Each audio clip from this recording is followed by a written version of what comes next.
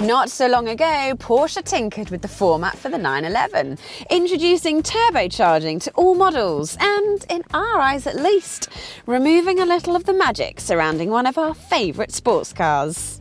Well, hold the front page, because if the 911 is one of our favourite sports cars, then the Boxster is literally top dog. And what Porsche has done is got rid of the naturally aspirated 6-cylinder engine and replaced it with a 4-cylinder turbocharged unit in the new Boxster 718. As a result, Porsche promises more power, super low down torque and better fuel economy. Despite looking much like the previous Boxster, most of the body panels on the new 718 are actually new, and you still get a decent amount of storage in the front, and also in the back. A Boxster is always a lot more practical than you might think. And under the skin, the suspension, brakes and steering have also been revised.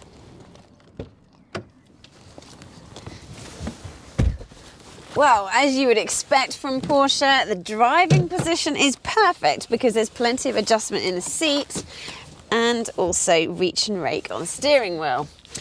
The new infotainment system is also excellent. It has smartphone connectivity and really fast responses. And then if you'd like to operate the roof, it is done as easily as pressing a button and can be done at speeds of up to 30 miles per hour.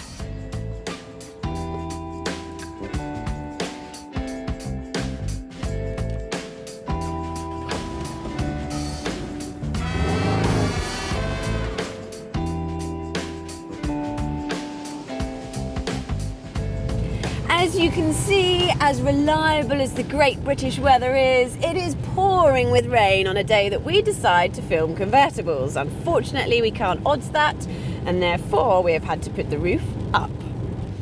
In terms of comfort and refinement, the Boxster is much the same as before, which for a sporty car is very good.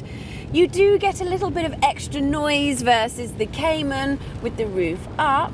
And then with the roof down, as long as you spec the little wind deflector, your hair doesn't fly everywhere. For this amount of money, no other car has this amount of steering accuracy and chassis balance, which makes the Boxster a real joy to drive. The suspension is also beautifully judged, whether you go for the standard setup or the active suspension management. We're in the Boxster S today, which has a 2.5 litre unit as opposed to the 718 standard 2 litre unit. It pushes out 345 horsepower, which is 34 more than the old Boxster S, yet manages to be around 5 miles per gallon more efficient. In this S configuration, the 718 will get from 0 to 62 miles per hour in just 4.6 seconds and has a top speed of 177 miles per hour. It's not just the numbers that are convincing, but the power delivery too. There's no real turbo lag, has plenty of mid-range torque, and will happily rev past 7,500 RPM. The only downside is that you really do miss the noise of the old flat-six engine, and instead you just get this monotone blare, which is quite uninspiring.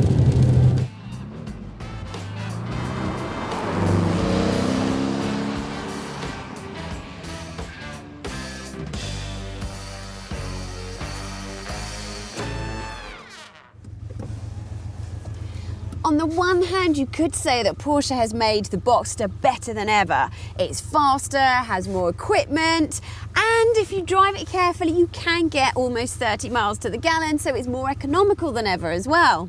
However, if you drive it like it's supposed to be driven, you are going to get low 20s. And I just wish that one missing element wasn't the noise. And so, while £42,000 for the standard car and £50,700 for the S isn't cheap, you still won't find anything that gets close to the Porsche for similar money. To read our in-depth review of the new 718 Boxster, visit the Telegraph Cars website by clicking here, and don't forget to subscribe to the Telegraph Cars YouTube channel by clicking here.